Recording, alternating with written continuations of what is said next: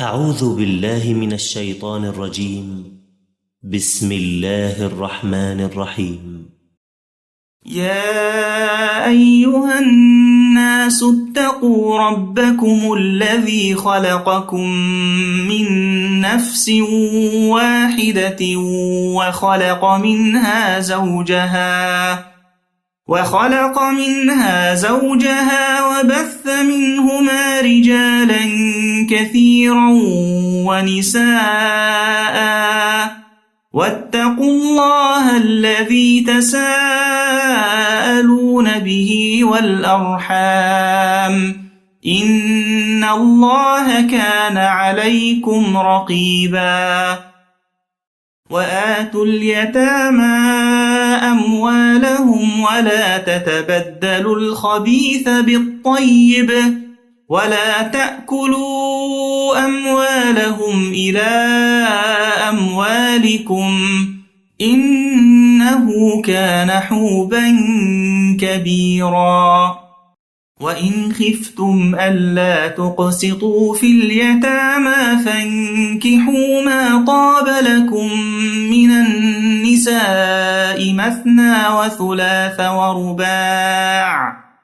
فإن خفتم ألا تعدلوا فواحدة أو ما ملكت أيمانكم ذلك أدنى ألا تعولوا وآتوا النساء صدقاتهن نحلة فإن طبن لكم عن شيء منه نفسا فكلوه هنيئا مريئا ولا تؤتوا السفهاء أموالكم التي جعل الله لكم قياما وارزقوهم فيها واكسوهم وقولوا لهم قولا معروفا وابتلوا اليتامى حتى إذا بلغوا النكاح فإن آنستم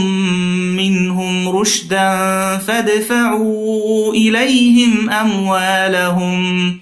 ولا تأكلوها إسرافا وبدارا أن يكبروا ومن كان غنيا فليستعفف ومن كان فقيرا فليأكل بالمعروف فإذا دفعتم إليهم أموالهم فأشهدوا عليهم وكفى بالله حسيبا للرجال نصيب مما ترك الوالدان والأقربون وللنساء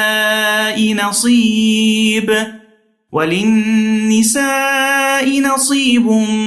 مما ترك الوالدان والأقربون مما قل منه أو كثر نصيبا مفروضا وإذا حضر القسمة أولو القربى واليتامى والمساكين فارزقوهم منه وقولوا لهم قولا معروفا وليخشى الذين لو تركوا من خلفهم ذرية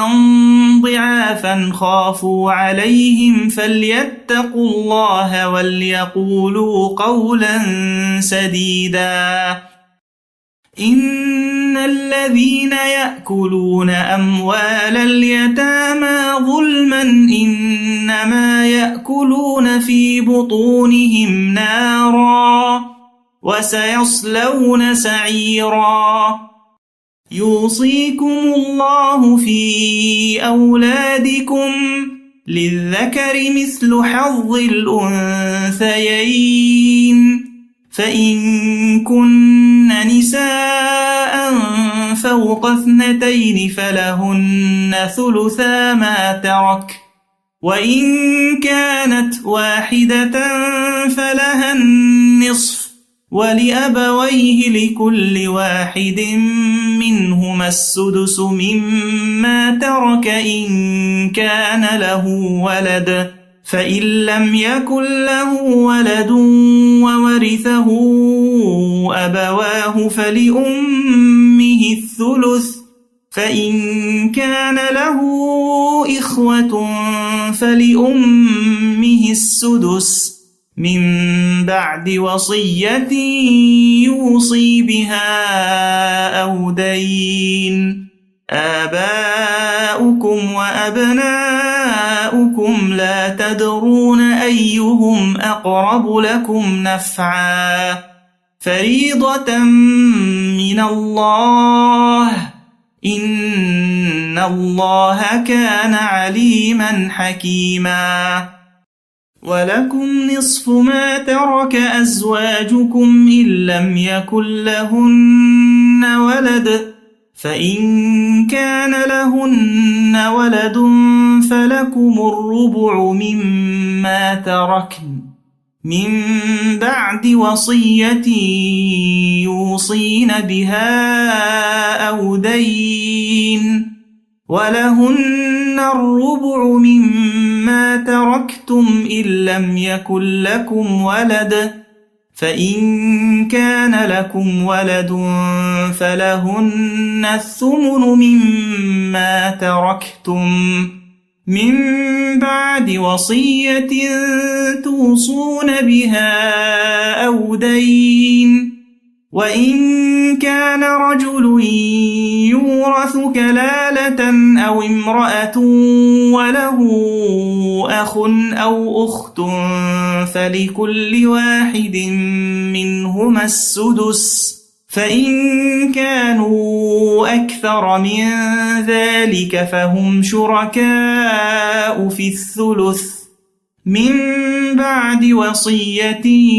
يوصى بها أو دين غير مضار، وصية من الله، والله عليم حليم. تلك حدود الله، ومن يطع الله ورسوله يدخله جنات تجري من تحتها الأنهار خالدين فيها، وذلك الفوز العظيم. ومن يعص الله ورسوله ويتعد حدوده يدخله نارا خالدا فيها وله عذاب مهين. واللاتي يأتين الفاحشة من نسائكم فاستشهدوا عليهن 4 منكم، فإن شهدوا فأمسكوهن في البيوت حتى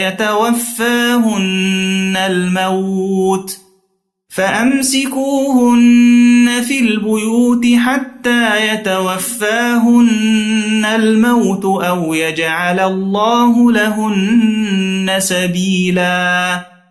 واللذان يأتيانها منكم فآذوهما، فإن تابا وأصلحا فأعرضوا عنهما، إن الله كان توابا رحيما. إنما التوبة على الله للذين يعملون السوء بجهالة ثم يتوبون من قريب فأولئك يتوب الله عليهم، وكان الله عليما حكيما. وليست التوبة للذين يعملون السيئات حتى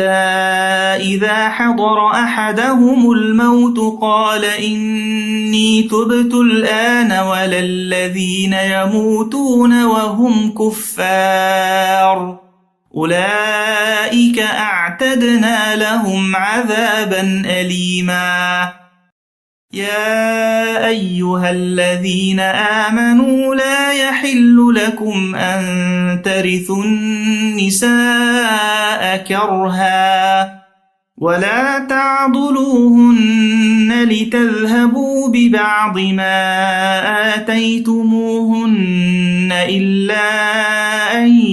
يأتين بفاحشة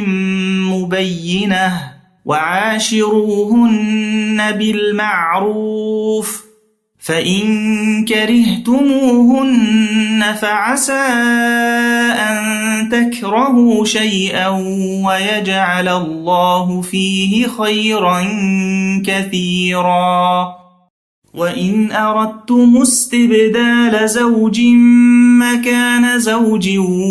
وآتيتم إحداهن قنطارا فلا تأخذوا منه شيئا أتأخذونه بهتانا وإثما مبينا وكيف تأخذونه وقد أفضى بعضكم إلى بعض وأخذن منكم ميثاقا غليظا ولا تنكحوا ما نكح آباؤكم من النساء إلا ما قد سلف إنه كان فاحشة ومقتا وساء سبيلا حرمت عليكم أمهاتكم وبناتكم وأخواتكم وعماتكم وخالاتكم وبنات الأخ وبنات الأخت وأمهاتكم اللاتي أرضعنكم وأخواتكم من الرضاعة وأمهات نسائكم وربائبكم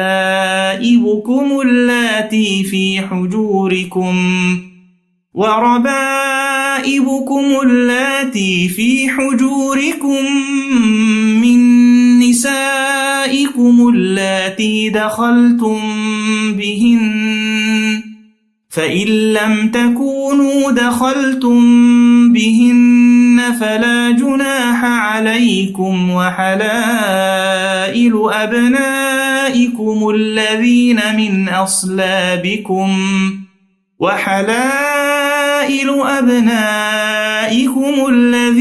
من أصلابكم وأن تجمعوا بين الأختين إلا ما قد سلف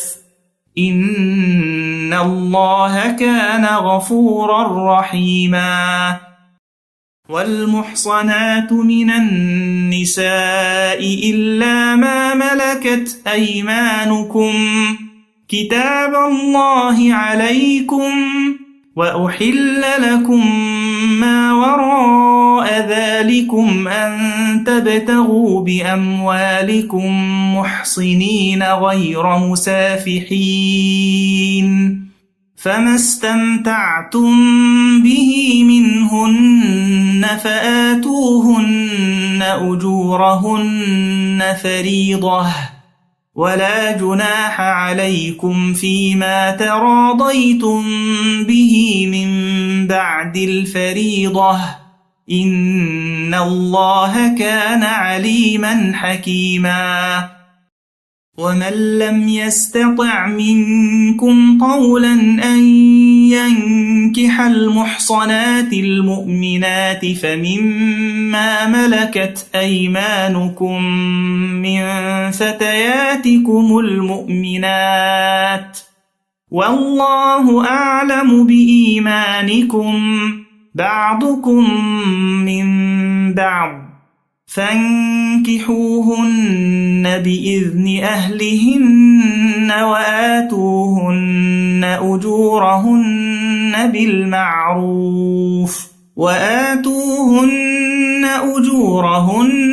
بالمعروف محصنات غير مسافحات ولا متخذات أخدان فإذا أحصن فإن أتين بفاحشة فعليهن نصف ما على المحصنات من العذاب ذلك لمن خشي العنة منكم وأن تصبروا خير لكم والله غفور رحيم يريد الله ليبين لكم ويهديكم سنن الذين من قبلكم ويتوب عليكم والله عليم حكيم والله يريد أن يتوب عليكم ويريد الذين يتبعون الشهوات أن تميلوا ميلا عظيما يريد الله أن يخفف عنكم وخلق الإنسان ضعيفا يا أيها الذين آمنوا لا تأكلوا أموالكم بينكم بالباطل إلا أن تكون تجارة عن تراض منكم ولا تقتلوا أنفسكم إن الله كان بكم رحيما ومن يفعل ذلك عدوانا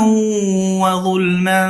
فسوف نصليه نارا وكان ذلك على الله يسيرا إن تجتنبوا كبائر ما تنهون عنه نكفر عنكم سيئاتكم وندخلكم مدخلا كريما ولا تتمنوا ما فضل الله به بعضكم على بعض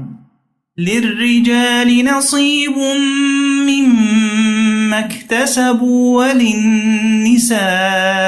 نصيب مما اكتسبن واسألوا الله من فضله إن الله كان بكل شيء عليما ولكل جعلنا موالي مما ترك الوالدان والأقربون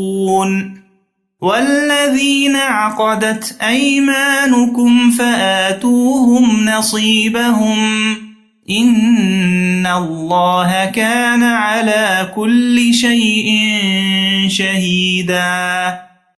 الرجال قوامون على النساء بما فضل الله بعضهم على بعض وبما أنفقوا من أموالهم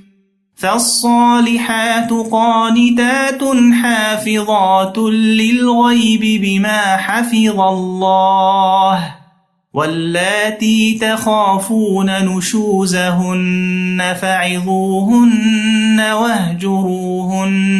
في المضاجع واضربوهن فإن أطعنكم فلا تبغوا عليهن سبيلا إن الله كان عليا كبيرا وإن خفتم شقاق بينهما فابعثوا حكما من أهله وحكما من أهلها إن يريدا إصلاحا يوفق الله بينهما إن الله كان عليما خبيرا واعبدوا الله ولا تشركوا به شيئا وبالوالدين إحسانا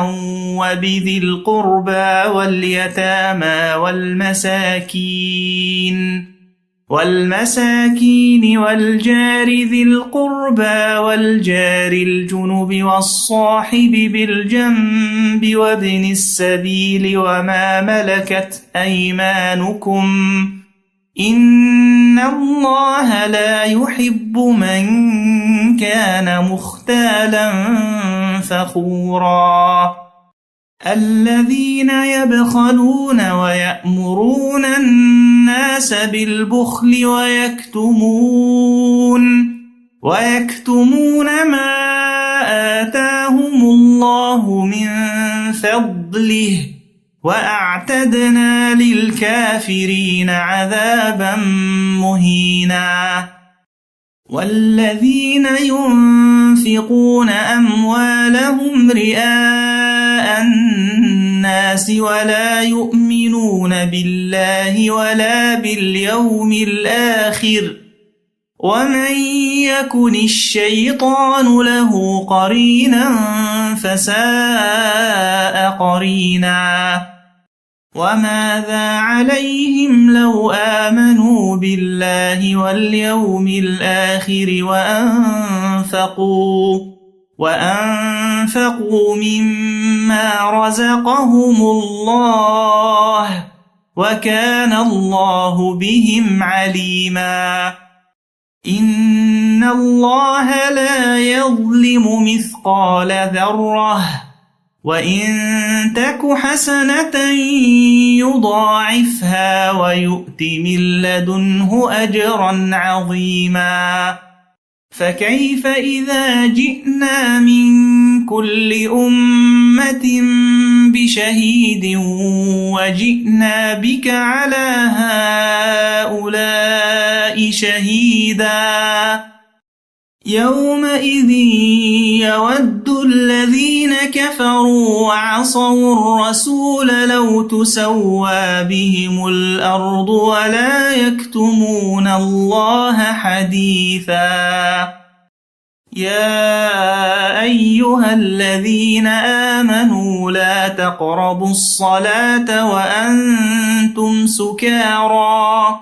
لا تقربوا الصلاة وأنتم سكارى حتى تعلموا ما تقولون ولا جنبا إلا عابري سبيل حتى تغتسلوا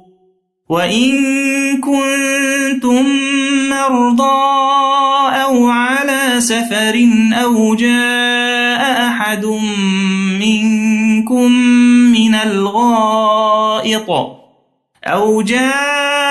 أحد منكم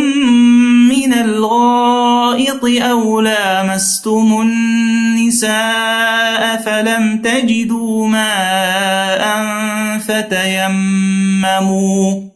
فتيمموا صعيدا طيبا فامسحوا بوجوهكم وأيديكم إن الله كان عفوا غفورا ألم تر إلى الذين أوتوا نصيبا من الكتاب يشترون الضلالة ويريدون أن تضلوا السبيل والله أعلم بأعدائكم وكفى بالله وليا وكفى بالله نصيرا من الذين هادوا يحرفون الكلم عن مواضعه ويقولون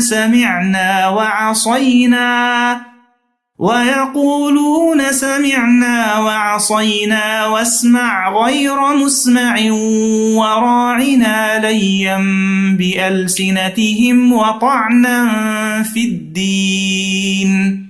ولو أنهم قالوا سمعنا وأطعنا واسمع وانظرنا لكان خيرا لهم وأقوم ولكن لعنهم الله بكفرهم فلا يؤمنون إلا قليلا يا أيها الذين أوتوا الكتاب آمنوا بما نزلنا مصدقا لما معكم من قبل أن نطمس وجوها فنردها على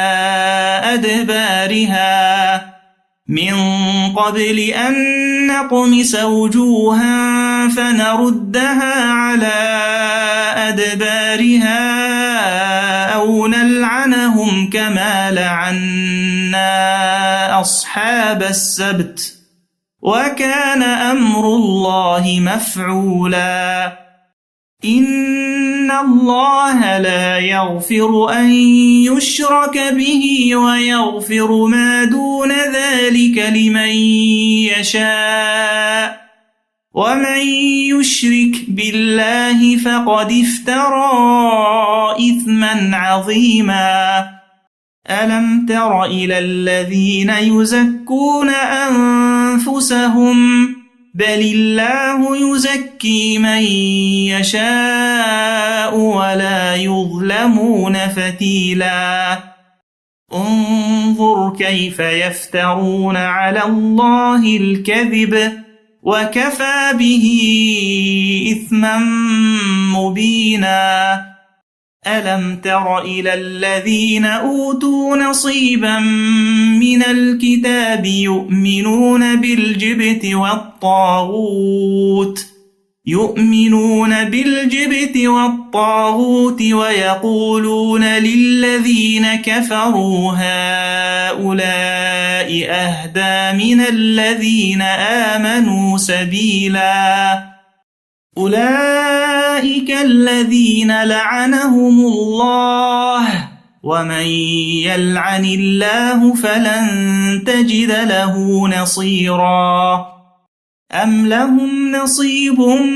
من الملك فإذا لا يؤتون الناس نقيرا أم يحسدون الناس على ما آتاهم الله من فضله فقد آتينا آل إبراهيم الكتاب والحكمة وآتيناهم ملكا عظيما فمنهم من آمن به ومنهم من صد عنه وكفى بجهنم سعيرا إن الذين كفروا بآياتنا سوف نصليهم نارا كلما نضجت جلودهم بدلناهم جلودا غيرها ليذوقوا العذاب إن الله كان عزيزا حكيما والذين آمنوا وعملوا الصالحات سندخلهم جنات تجري من تحتها الأنهار خالدين فيها أبدا لهم فيها أزواج مطهرة وندخلهم ظلا ظليلا إن الله يأمركم أن تؤدوا الأمانات إلى أهلها وإذا حكمتم بين الناس أن تحكموا بالعدل إن الله نعما يعظكم به إن الله كان سميعا بصيرا يا أيها الذين آمنوا أطيعوا الله وأطيعوا الرسول وأولي الأمر منكم فإن تنازعتم في شيء فردوه إلى الله والرسول إن كنتم تؤمنون بالله واليوم الآخر ذلك خير وأحسن تأويلا ألم تر إلى الذين يزعمون أنهم آمنوا بما أنزل إليك وما أنزل من قبلك يريدون أن يتحاكموا إلى الطاغوت وقد أمروا أن يكفروا به ويريد الشيطان أن يضلهم ضلالا بعيدا وإذا قيل لهم تعالوا إلى ما أنزل الله وإلى الرسول رأيت المنافقين يصدون عنك صدودا فكيف إذا أصابتهم مصيبة بما قدمت أيديهم ثم جاءوك يحلفون بالله إن أردنا إلا إحسانا وتوفيقا أولئك الذين يعلم الله ما في قلوبهم فأعرض عنهم وعظهم وقل لهم في أنفسهم قولا بليغا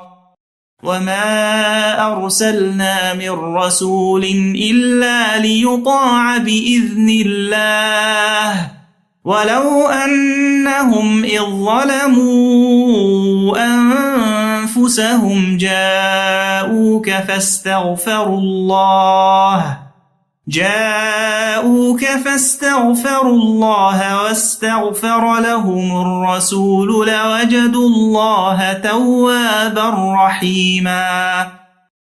فلا وربك لا يؤمنون حتى يحكموك فيما شجر بينهم ثم لا يجدوا في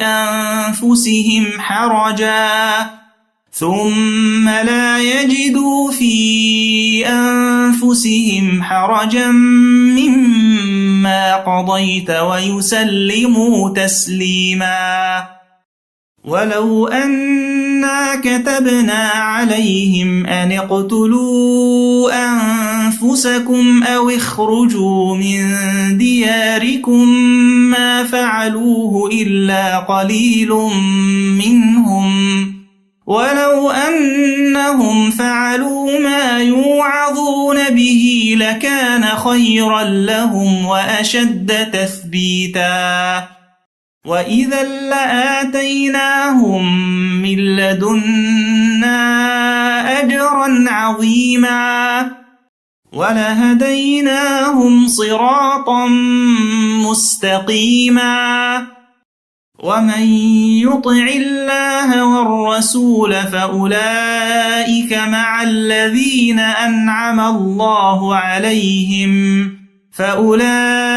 مع الذين أنعم الله عليهم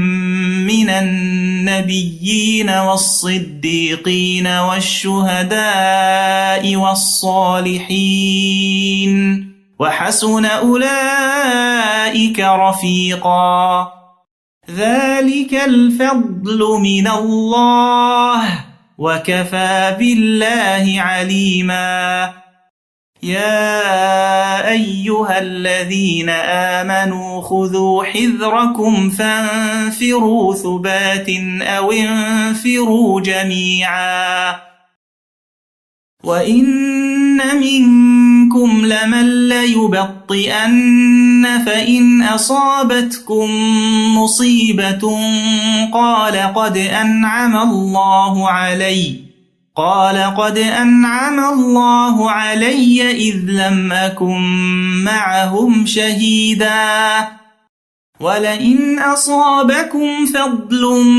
من الله ليقولن كأن لم تكن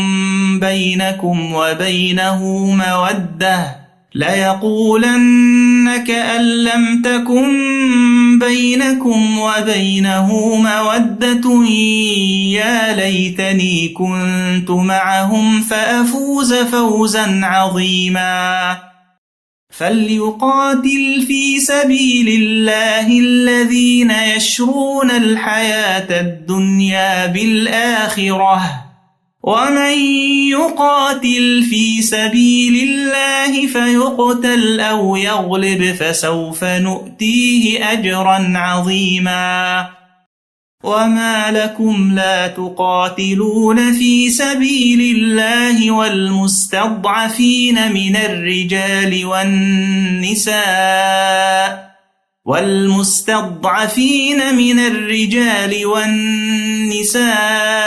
والولدان الذين يقولون ربنا أخرجنا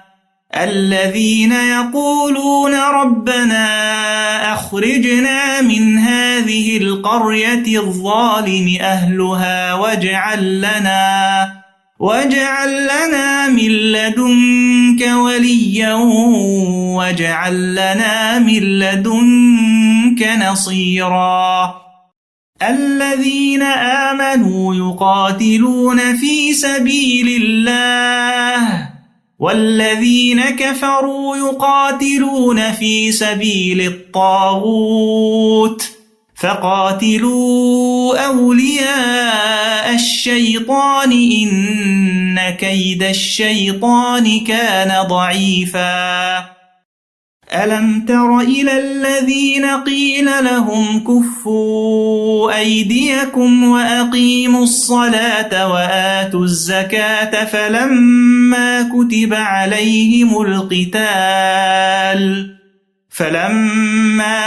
عليهم القتال إذا فريق منهم يخشون الناس كخشية الله أو أشد خشية وقالوا ربنا لم كتبت علينا القتال لولا أخرتنا إلى أجل قريب قل متاع الدنيا قليل والآخرة خير لمن اتقى ولا تظلمون فتيلا أينما تكونوا يدرككم الموت ولو كنتم في بروج مشيدة وإن تصبهم حسنة يقولوا هذه من عند الله وإن تصبهم سيئة يقولوا هذه من عندك قل كل من عند الله فما لهؤلاء القوم لا يكادون يفقهون حديثا ما أصابك من حسنة فمن الله وما أصابك من سيئة فمن نفسك وأرسلناك للناس رسولا وكفى بالله شهيدا من يطع الرسول فقد أطاع الله ومن تولى فما أرسلناك عليهم حفيظا ويقولون طاعة فإذا برزوا من عندك بيت طائفة منهم غير الذي تقول والله يكتب ما يبيتون فأعرض عنهم وتوكل على الله وكفى بالله وكيلا أفلا يتدبرون القرآن ولو كان من عند غير الله لوجدوا فيه اختلافا كثيرا وإذا جاءهم أمر من الأمن أو الخوف أذاعوا به ولو ردوه إلى الرسول وإلى أولي الأمر منهم لعلمه الذين يستنبطونه منهم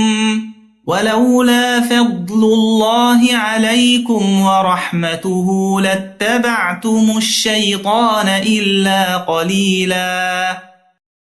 فقاتل في سبيل الله لا تكلف إلا نفسك وحرض المؤمنين عسى الله أن يكف بأس الذين كفروا والله أشد بأسا وأشد تنكيلا من يشفع شفاعة حسنة يكن له نصيب منها ومن يشفع شفاعة سيئة يكن له كفل منها وكان الله على كل شيء مقيتا وإذا حييتم بتحية فحيوا بأحسن منها أو ردوها إن الله كان على كل شيء حسيبا الله لا إله إلا هو ليجمعنكم إلى يوم القيامة لا ريب فيه ومن أصدق من الله حديثا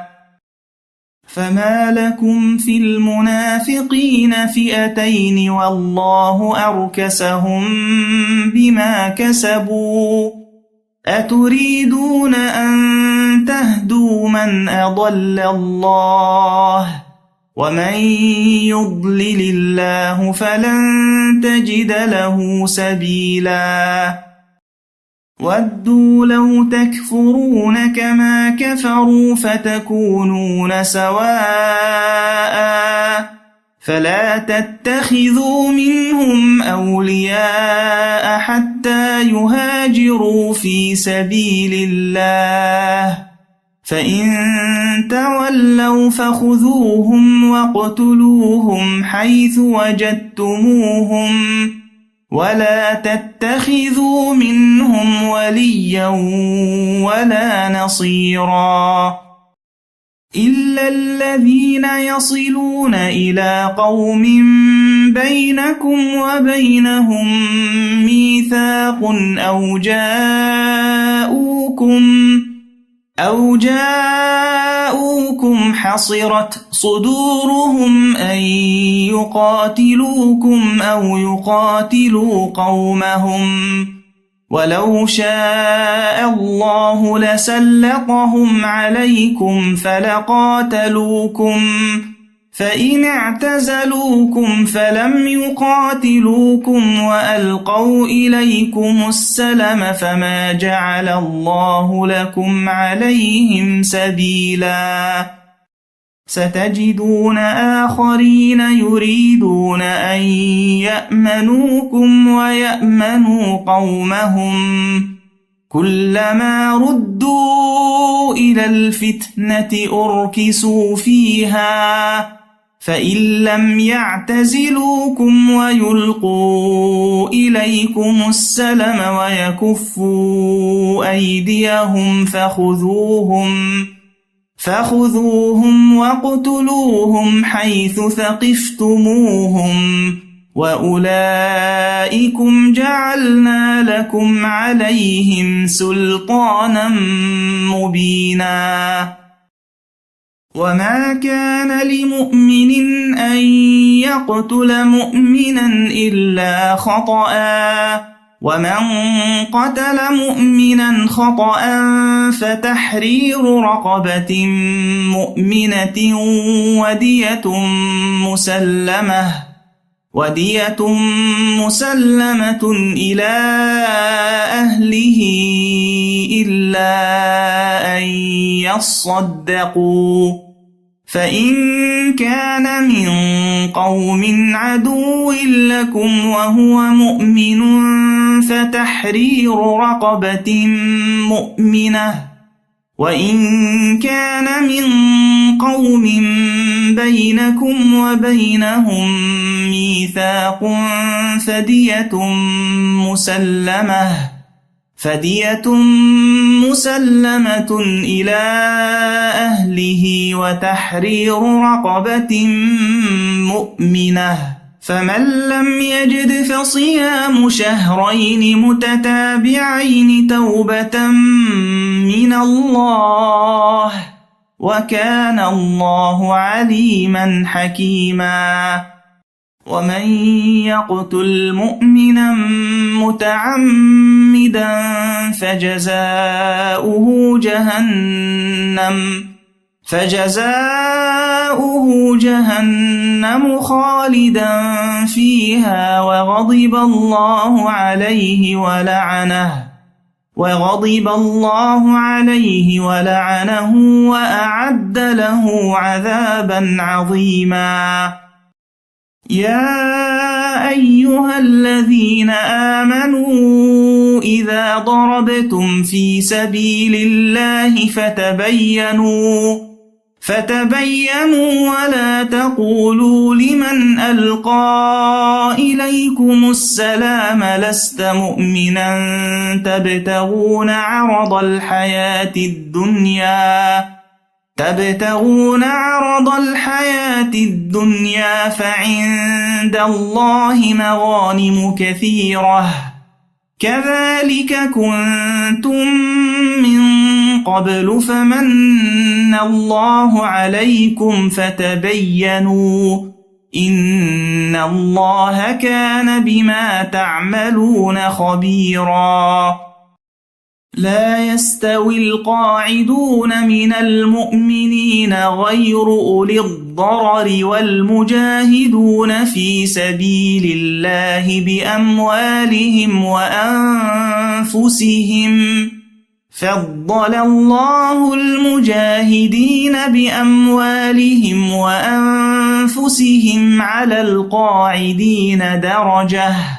وكلا وعد الله الحسنى، وفضل الله المجاهدين على القاعدين أجرا عظيما، درجات منه ومغفرة ورحمة، وكان الله غفورا رحيما. إن الذين توفاهم الملائكة ظالمي أنفسهم قالوا فيم كنتم؟ قالوا كنا مستضعفين في الأرض. قالوا ألم تكن أرض الله واسعة فتهاجروا فيها، فأولئك مأواهم جهنم وساءت مصيرا. إلا المستضعفين من الرجال والنساء والولدان لا يستطيعون حيلة ولا يهتدون سبيلا، فأولئك عسى الله أن يعفو عنهم، وكان الله عفوا غفورا. ومن يهاجر في سبيل الله يجد في الأرض مراغما كثيرا وسعة، ومن يخرج من بيته مهاجرا إلى الله ورسوله ثم يدركه الموت فقد وقع أجره على الله، وكان الله غفورا رحيما. وإذا ضربتم في الأرض فليس عليكم جناح أن تقصروا من الصلاة إن خفتم أن يفتنكم الذين كفروا إن الكافرين كانوا لكم عدوا مبينا وإذا كنت فيهم فأقمت لهم الصلاة فلتقم طائفة منهم معك وليأخذوا أسلحتهم فإذا سجدوا فليكونوا من ورائكم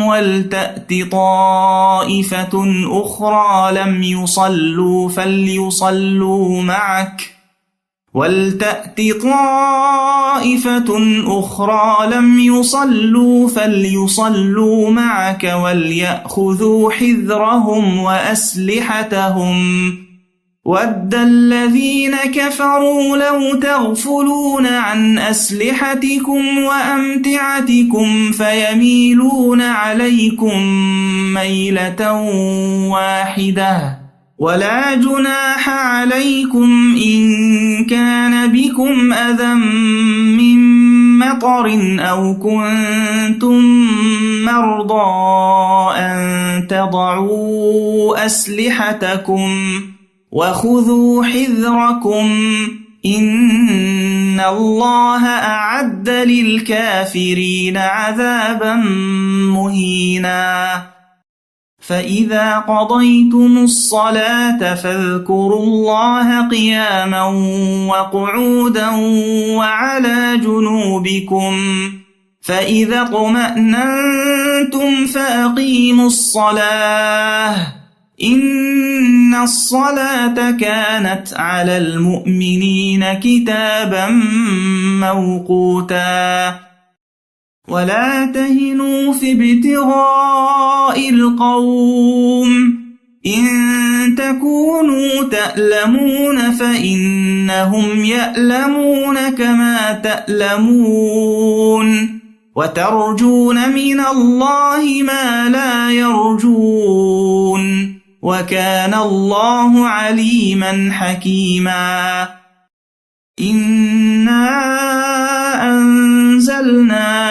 إليك الكتاب بالحق لتحكم بين الناس بما أراك الله ولا تكن للخائنين خصيما واستغفر الله إن الله كان غفورا رحيما ولا تجادل عن الذين يختانون أنفسهم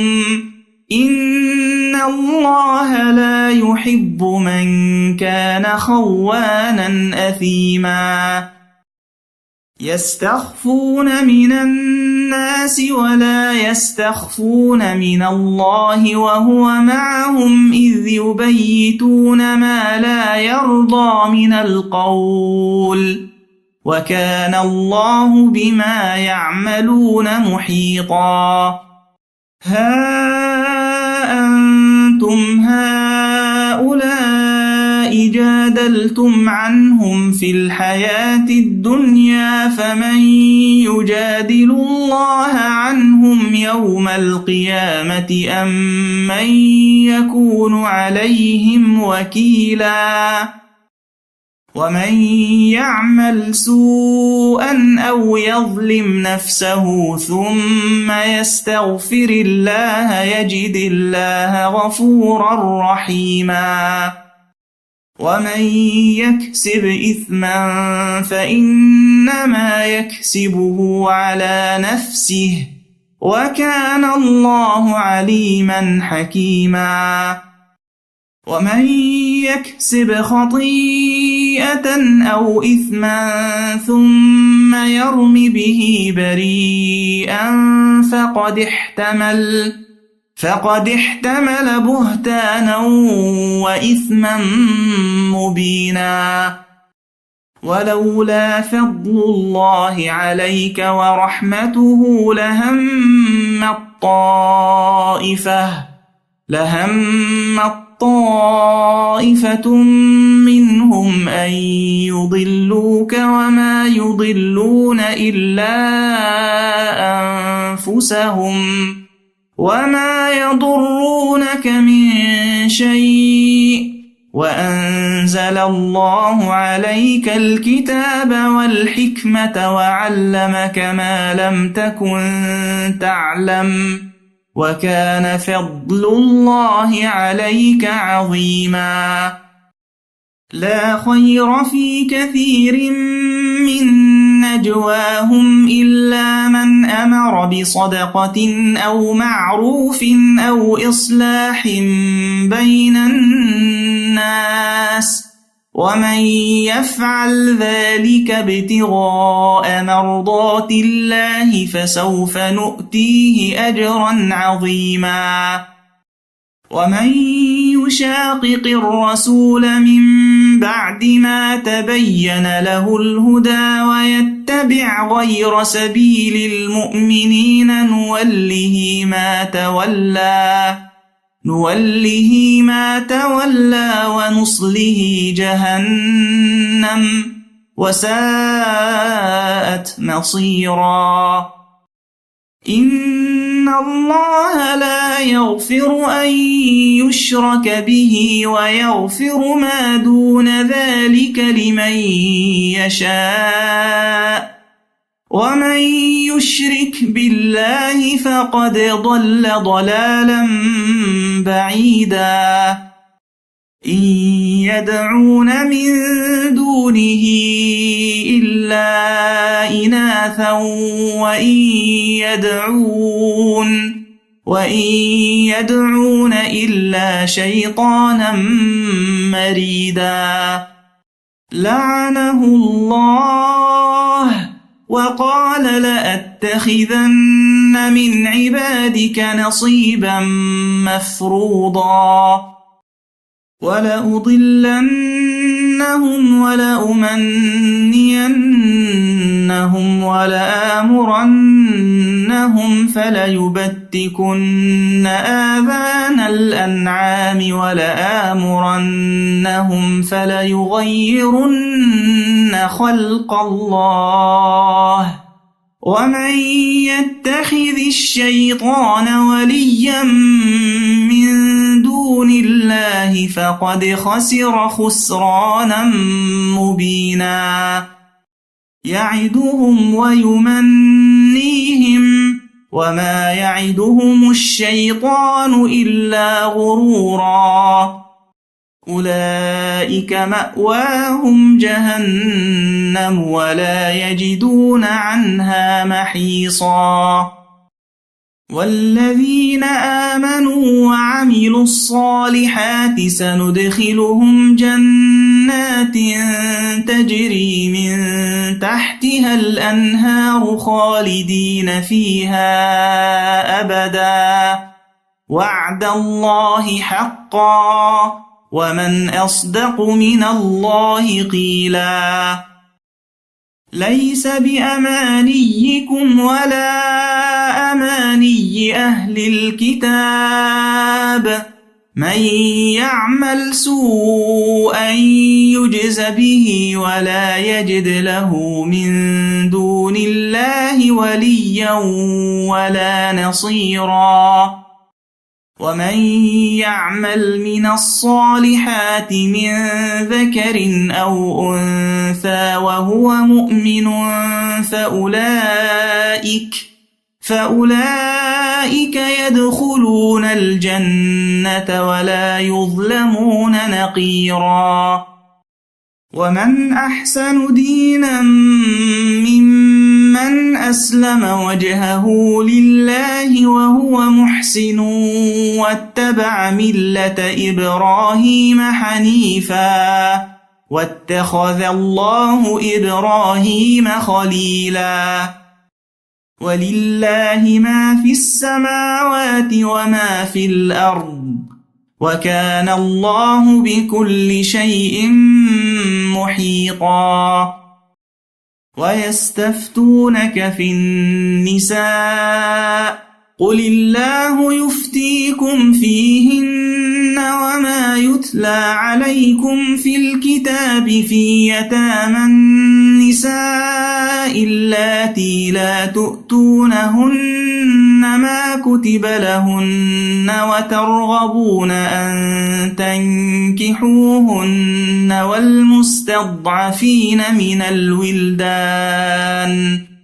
والمستضعفين من الولدان وأن تقوموا لليتامى بالقسط وما تفعلوا من خير فإن الله كان به عليما وإن امرأة خافت من بعلها نشوزا أو إعراضا فلا جناح عليهما أن يصلحا بينهما صلحا والصلح خير وأحضرت الأنفس الشح وإن تحسنوا وتتقوا فإن الله كان بما تعملون خبيرا ولن تستطيعوا أن تعدلوا بين النساء ولو حرصتم فلا تميلوا كل الميل فتذروها كالمعلقة وإن تصلحوا وتتقوا فإن الله كان غفورا رحيما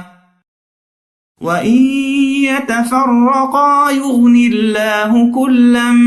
من سعته وكان الله واسعا حكيما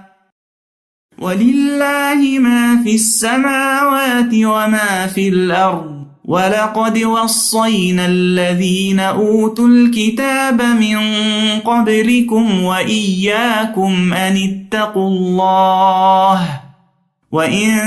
تكفروا فإن لله ما في السماوات وما في الأرض وكان الله غنيا حميدا ولله ما في السماوات وما في الأرض وكفى بالله وكيلا إن يشأ يذهبكم أيها الناس ويأت بآخرين وكان الله على ذلك قديرا من كان يريد ثواب الدنيا فعند الله ثواب الدنيا والآخرة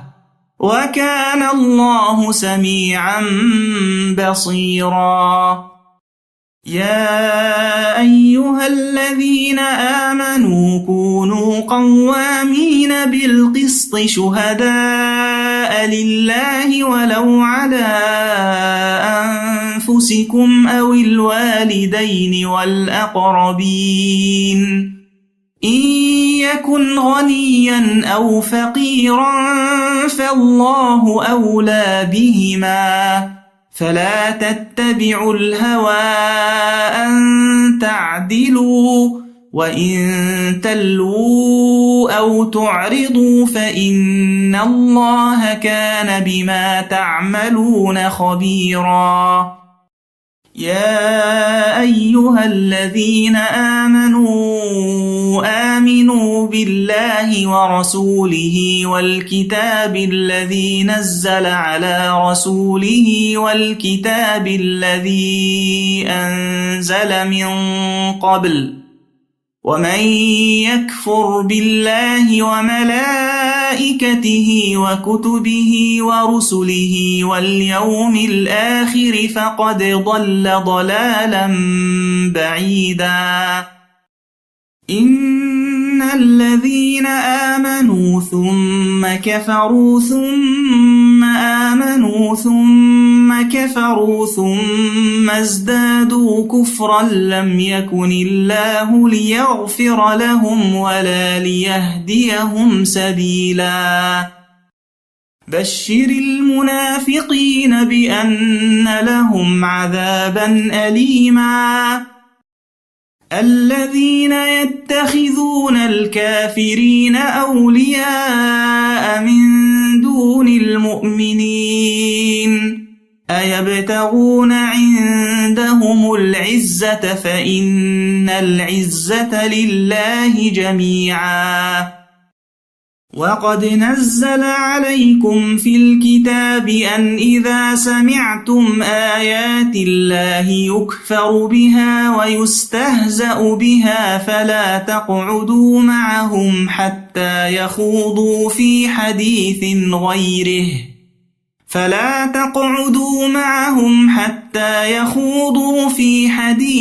غيره إنكم إذا مثلهم إن الله جامع المنافقين والكافرين في جهنم جميعا الذين يتربصون بكم فإن كان لكم فتح من الله قالوا ألم نكن معكم وإن كان للكافرين نصيب قالوا ألم نستحوذ عليكم ونمنعكم من المؤمنين فالله يحكم بينكم يوم القيامة ولن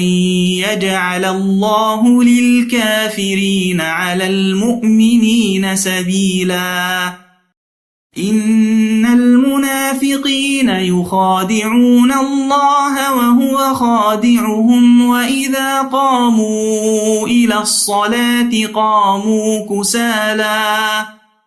وإذا قاموا إلى الصلاة قاموا كسالى يراءون الناس ولا يذكرون الله إلا قليلا مذبذبين بين ذلك لا إله هؤلاء ولا إله هؤلاء ومن يضلل الله فلن تجد له سبيلا يا أيها الذين آمنوا لا تتخذوا الكافرين أولياء من دون المؤمنين أتريدون أن تجعلوا لله عليكم سلطانا مبينا إن المنافقين في الدرك الأسفل من النار ولن تجد لهم نصيرا إلا الذين تابوا وأصلحوا واعتصموا بالله وأخلصوا دينهم لله فأولئك مع المؤمنين وسوف يؤتي الله المؤمنين أجرا عظيما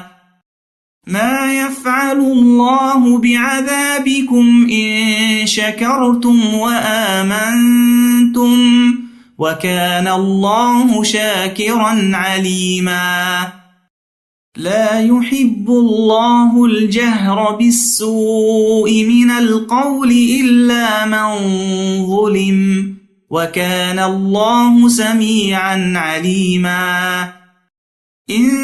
تبدوا خيرا أو تخفوه أو تعفوا عن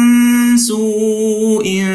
فإن الله كان عفوا قديرا إن الذين يكفرون بالله ورسله ويريدون أن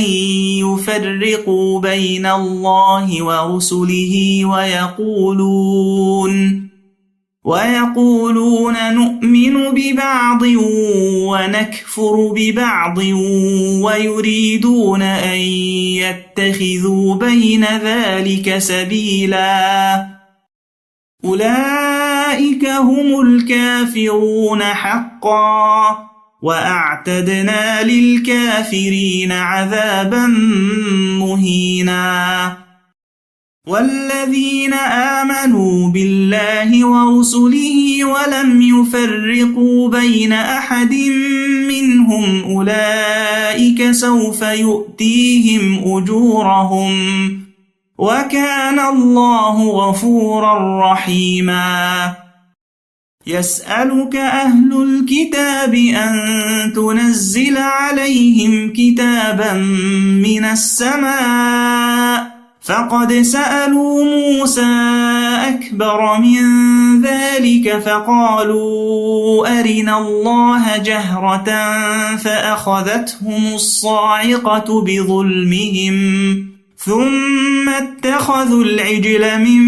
بعد ما جاءتهم البينات فعفونا عن ذلك وآتينا موسى سلطانا مبينا. ورفعنا فوقهم الطور بميثاقهم وقلنا لهم ادخلوا الباب سجدا وقلنا لهم لا تعدوا في السبت وأخذنا منهم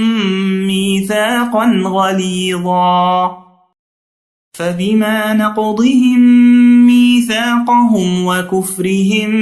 بآيات الله وقتلهم الأنبياء بغير حق وقولهم قلوبنا غلف بل طبع الله عليها بكفرهم فلا يؤمنون إلا قليلا. وبكفرهم وقولهم على مريم بهتانا عظيما وقولهم إنا قتلنا المسيح عيسى ابن مريم رسول الله وما قتلوه وما صلبوه ولكن شبه لهم وإن الذين اختلفوا فيه لفي شك منه ما لهم به من علم إلا اتباع الظن وما قتلوه يقينا بل رفعه الله إليه وكان الله عزيزا حكيما. وإن من أهل الكتاب إلا ليؤمنن به قبل موته ويوم القيامة يكون عليهم شهيدا. فبظلم من الذين هادوا حرمنا عليهم طيبات أحلت لهم وبصدهم عن سبيل الله كثيرا وأخذهم الربا وقد نهوا عنه وأكلهم أموال الناس بالباطل وأعتدنا للكافرين منهم عذابا أليما. لكن الراسخون في العلم منهم والمؤمنون يؤمنون بما أنزل إليك وما أنزل من قبلك والمقيمين الصلاة والمؤتون الزكاة والمؤمنون بالله واليوم الآخر أولئك سنؤتيهم أجرا عظيما. إنا أوحينا إليك كما أوحينا إلى نوح والنبيين من بعده وأوحينا إلى إبراهيم وإسماعيل وإسحاق ويعقوب والأسباط وعيسى وأيوب ويونس وهارون وسليمان وآتينا داود زبورا. ورسلا قد قصصناهم عليك من قبل ورسلا لم نقصصهم عليك وكلم الله موسى تكليما رسلا مبشرين ومنذرين لئلا يكون للناس على الله حجة بعد الرسل وكان الله عزيزا حكيما لكن الله يشهد بما أنزل إليك أنزله بعلمه والملائكة يشهدون وكفى بالله شهيدا إن الذين كفروا وصدوا عن سبيل الله قد ضلوا ضلالا بعيدا إن الذين كفروا وظلموا لم يكن الله ليغفر لهم ولا ليهديهم طريقا إلا طريق جهنم خالدين فيها أبدا وكان ذلك على الله يسيرا يا أيها الناس قد جاءكم الرسول بالحق من ربكم فآمنوا خيرا لكم وإن تكفروا فإن لله ما في السماوات والأرض وكان الله عليما حكيما يا أهل الكتاب لا تغلوا في دينكم ولا تقولوا على الله إلا الحق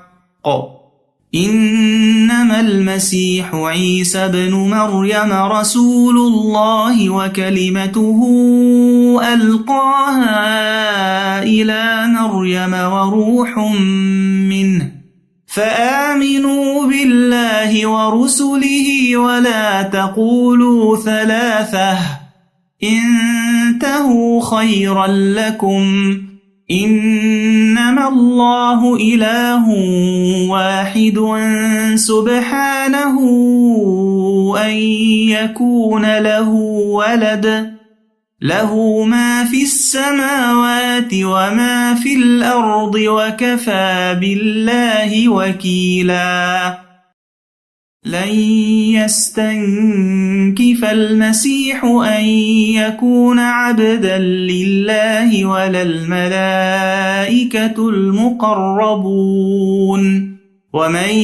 يستنكف عن عبادته ويستكبر فسيحشرهم إليه جميعا فأما الذين آمنوا وعملوا الصالحات فيوفيهم أجورهم ويزيدهم من فضله وأما الذين استنكفوا واستكبروا فيعذبهم عذابا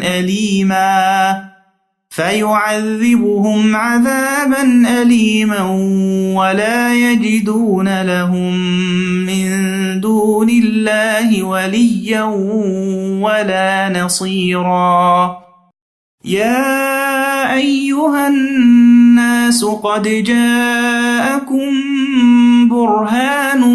من ربكم وأنزلنا إليكم نورا مبينا فأما الذين آمنوا بالله واعتصموا به فسيدخلهم في رحمة منه وفضل ويهديهم إليه صراطا مستقيما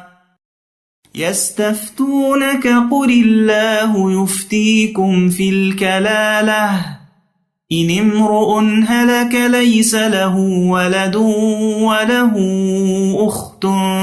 فلها نصف ما ترك وهو يرثها إن لم يكن لها ولد فإن كانت اثنتين فلهما الثلثان مما ترك، وإن كانوا إخوة رجالا ونساء فللذكر مثل حظ الأنثيين. يبين الله لكم أن تضلوا، والله بكل شيء عليم.